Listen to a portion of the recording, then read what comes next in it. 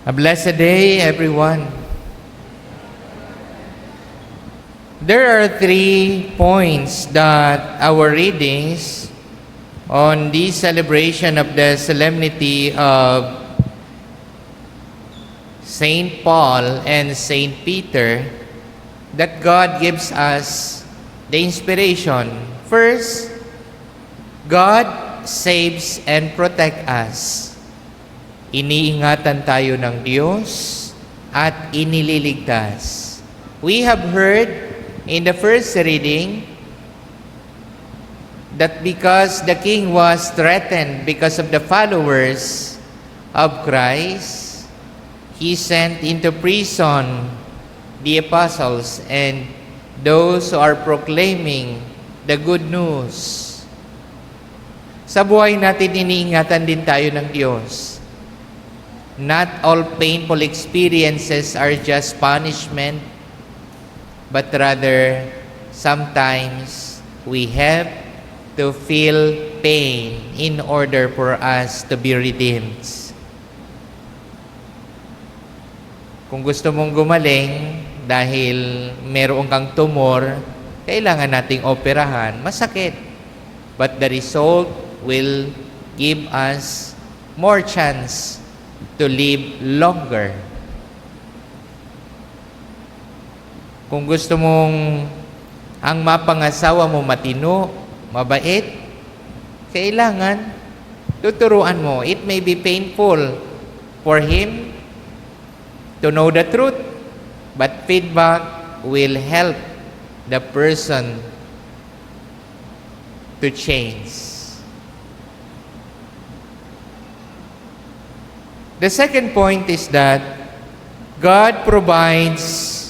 He is our hope. Ang Diyos, nagbibigay ng lahat ng pangangailangan natin. Kaya nga siya ang ating pag-asa. In the second reading, we have heard Paul proclaiming God as his hope after his journey. I have fought a good fight. I finished the race. Ang Diyos hindi nagpapabaya, bagos higit pa nagbibigay ng lakas. Madalas nakakalimutan natin na ang Diyos palang nagbibigay ng lahat ng bagay, o kaya minsan sa dami ng pinagdadaanan natin, nakakalimutan natin na ang Diyos nagbibigay sa atin ng lahat ng pangangailangan natin at ginagamit ang ibang tao upang tayo ay makatamasa ng kanyang pag-ibig. The third point is God chooses and appoints us for a purpose. Narinig natin sa Ebanghelyo, pinili niya si Peter and appointed him to be the head of the Roman Church, the Roman Catholic Church. Hindi siya pumili ng higit pa, pero pinipili din tayo ng Diyos because may tiwala siya sa atin. Kaya kapatid, kung dumarating sa punto na tayo ay sumusuko na, nanghihina, lumapit tayo sa Diyos.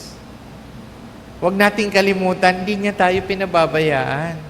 And we have to open our hearts to see the other blessings.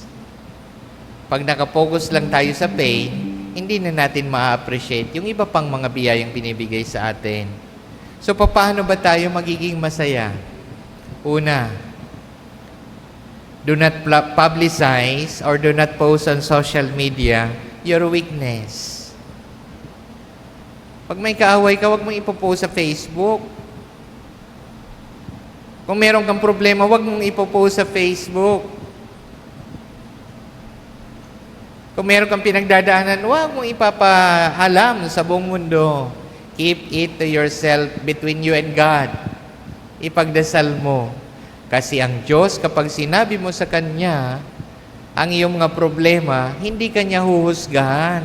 Pag pinost mo yan dyan sa Facebook, pag-uusapan ka lang. Kaya lang minsan ginagawa nating punching bag or counselor yung social media. Father, ang sakit-sakit, iniwan ako. Post mo dyan. Ako na nga lahat. Ako na lagi nagbibigay. Ako na yung ibinuhos lahat. Ako ngayon ang iniwan. Tapos kukunin mo yung cellphone mo. Luluha ka, tapos titingin ka sa video. Bibidyoan yung sarili, tapos sasabihin mo, no, no, no, no, no. No, no, no, no, no. Kapatid, you don't have to post it there. Pag-uusapan ka lang. Hindi lang kung nagka-problema kapag pinag-chismisan ka na kasi hindi naman lahat ng tao maiintindihan ka. Do not post your weakness on social media kasi makakakuha sila ng bagay na panlaban sa iyo. Or the opposite. Ipapakita mo kunya na masaya ka. Hindi mo niya ako, Father, sige. Papakita ko masaya ko. So pumunta ka, nag-ballroom, nagsuot ka, yung sexy, yung palda mo parang si Tinkerbell, yung triangle, no? Ang ikli-ikli. Andun ka sa Quezon Ave, tas nag-video ka. O kaya, nag-abroad ka.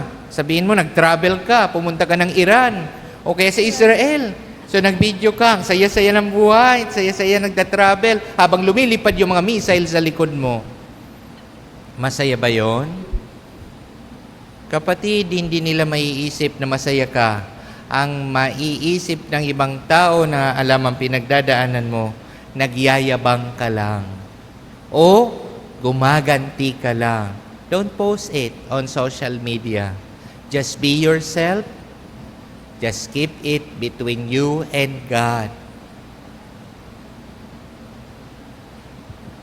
Kasi hindi lahat ng bagay dapat mong ipaalam sa madla.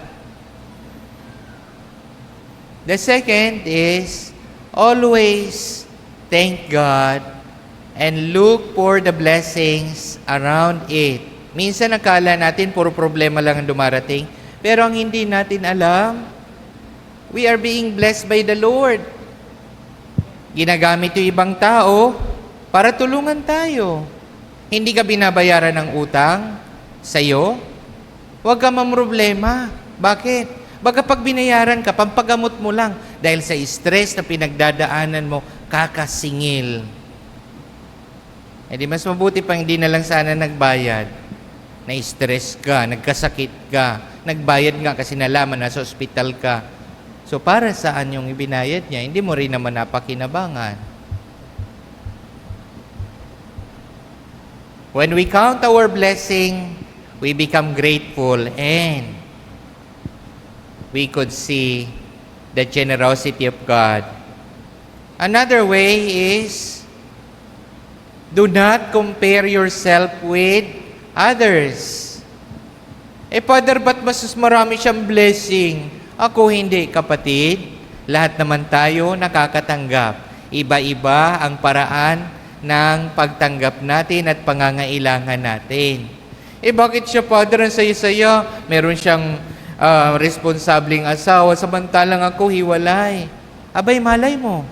Kaya hiniwalay sa'yo kasi meron kang gagampan ng misyon na higit kang magiging mabunga kung wala yung kasama mong yun. Di ba? Kasi kapatid, ang Diyos marunong. Father, paano pa magiging masaya na matayan ako? Kapatid, hindi ibig sabihin na matayan ka, hindi ka na pwedeng maging masaya sa buong buhay mo. We are not unabandoned. God is with us in the most difficult moments of our lives. He's not just a watcher, an audience. He is with us. Sinasamahan tayo sa paghihirap natin. And lastly, do not forget to offer everything to God. Nabibigatan ka? Sabihin mo, Lord, ikaw nang bahala. magtiwala kaysa magtampo. Minsan nakakalungkot kasi pinaiiral natin yung tampo. Kasi naman, Father, sa magkakapatid, yung asawa ko lang ang hindi binigyan ng mana nung mother-in-law namin. So galit ka sa mother-in-law mo, hindi mo pinapansin. Pag nakikita kayo, hindi ka man lang nagmamano, hindi mo pinapansin. May reunion kayo, pupunta kayo doon sa bahay, hindi ka man lang magbigay galang. Kapatid, magpakita ka pa rin ng paggalang. Bakit? Kasi ang pagpapakumbaba ay isang biyaya at isang kalakasan. Pag nakita nila, alam mo, napakabuting tao niya. Kahit hindi maganda yung pinapakita ko, nagbibigay galang pa. Kasi kapag nakitang ganun, baka magbago yung tao. O kaya napagalitan ka ng boss sa opisina, tapos hindi mo na pinapansin. Nakakasalubong mo, hindi ka man lang bumati. Ang tawag dyan, hindi hiya. Kasi sasabihin ng iba, nahiya kasi ako, napagalitan ako. Hindi hiya yan eh. Tingin ko, pride. Pagmamalaki. Kasi kung ikaw ay nagpapakumbaba, you will recognize that they are still in the position. Father, kinasal yun, hindi man lang kami binigyan ng invitation. Sa grupo, ako lang hindi in-invite. Kaya ayaw ko na sa kanila sumama. So, anong gagawin mo? Papakalayo ka? Tatampo-tampo ka? Magiging masaya ka ba? We will never be happy. Bakit? Nagtatamnim tayo na sama ng loob. Remember, sama ng loob. Saan tinatanim? Sa loob, sa puso. Anong tinatanim? Sama. So, anong dala-dala mo? Masama, mabigat. We will never be happy. Of course, we will be able to move on. We will recover. Magtiyaga lang. Magpasensya. Alam nyo, kanina napakaaga kong dumating. Kala ko late na ako. I was upset. Kasi nung lalabas na ako sa gate, may nakaharang na sasakyan. Sabi ko, ano ba naman ito? Bakit dyan pa talaga pumarada? Alam na may misa ako. Sabi ko, late na ako sa St. Peter, alas 8. But you know, I do not want to be upset. Madali pa naman ako may irita. So, I just understood na wala kaming parking. Nagsisimba. Pinahanap ko pa. Sabi ko, late na ako. Dumating ako dito mga 8:03 yata or 8:05. Sabi ko, late na ako. Pinahanap pa. Nasa adoration yata. So, dumating, sabi niya, pasensya na, Father. Sabi ko, okay lang po. Usog nyo lang po ng isa. Kasi dalawa naman po yung gate Pwede naman kalabas yung isang sasakyan. I did not give in to my irritation kasi masisira yung araw ko. Imagine, pagdating ko dito, galit na rin ako. But you know, God works in a mysterious way. Pagdating ko dito, ako ang napakaaga. Alas 9 pala yung misa, hindi alas 8. So imagine, kung nagalit ako, punong-puno ako ng galit pagdating dito, tapos magagalit din ako, bakit alas 9 ang misa? Di ba alas 8? Di ba? Sira na. Sometimes we just have to allow ourselves to experience unexpected events. May mga bagay na hindi talaga natin pwedeng makontrol. May mga bagay na hindi natin mapanghahawakan. But we have to entrust everything to God. Kasi kung panghahawakan mo lahat, hindi tayo magiging effective. We become an instrument of destruction. So, as we imitate the example of Peter and Paul who entrusted everything to God, may we always feel the joy of serving Him because God is entrusting us with a mission. And what is that mission? To love. Amen.